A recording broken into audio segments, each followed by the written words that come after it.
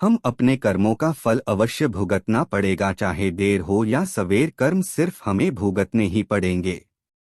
इसलिए कर्म करने से पहले एक बार अवश्य सोचें, क्या मैं यह सही कर रहा हूँ। अगर कर्म करने से पहले अच्छे से सोच ले तो शायद हम बुरा कर्म करने से बच सकते हैं।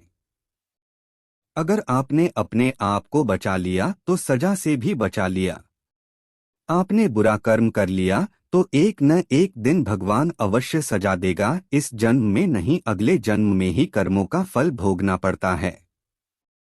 श्री कृष्ण जी ने भी गीता में कर्मों को ही सबसे उत्तम बताया है, क्योंकि कर्म हो हमारे भाग्य का निर्माण करते हैं। अगर हम अच्छे कर्म करेंगे तो हमारे साथ अच्छा होगा, अगर हम बुरे कर्म करेंगे तो हमारे साथ बुरा ही होगा। भगवान की न्याय व्यवस्था बहुत ही ज्यादा सुदृढ़ है। कर्म का फल अच्छे कार्य करने वाले को अच्छा और बुरे कर्म करने वाले को बुरा फल अवश्य ही भोगना पड़ेगा। भगवान के देर भले ही हो जाए मगर अंधेर हो ही नहीं सकता। जिसको आप देर समझते हैं वह देर भी नहीं है।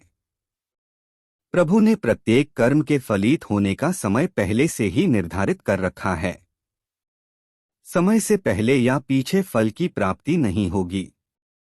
प्रभु की प्रत्येक रचना, प्रत्येक नियम इतना ज्यादा गहरा है कि हरेक प्राणी उसको समझ या जान नहीं सकता।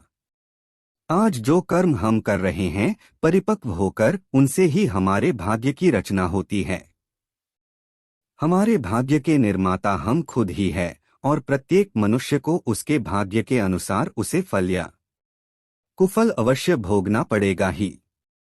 इस समय हम जो दुख भुगत रहे हैं, यह हमारे ही पिछले जन्मों का या इसी जन्म के हमारे किए गए पुण्यों या बुरे कर्मों का, पापों का फल है।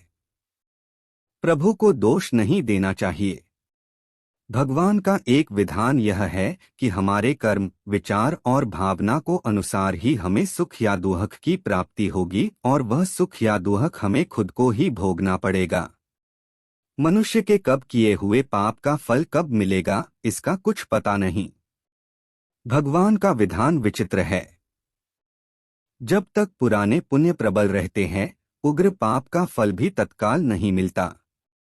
जब पुराने पुण्य खत्म होते हैं तब पाप की बारी आती है। पाप का भोगना पड़ता ही पड़ता है, इस जन्म में भोगना पड़े या जन्मांतर में। इस लोक में जो दंड भोग लिया जाता है उसके थोड़े में ही शुभबुद्धि हो जाती है, नहीं तो परलोक में बड़ा भयंकर दंड भोगना पड़ता है। मगर सत्संग दंड को कम करा सकता है या फिर कुछ प्रसाद के रूप में भी दे सकता है। अपने दुखों को हंसन हंसन झेलो या रोकर झेलो, यह हमारे कर्मों का फल तो हमें अवश्य अवश्य ही पड़ेगा। फिर रोकर क्यों झेले। रोने से कष्ट दुगना हो जाता है और हंसते हंसते रहने से आधा हो जाता है। जिस दिन पाप कर्म हो जाए तो अगले दिन उपवास रखो, यह एक उत्तम, यह कर्मभूमि है।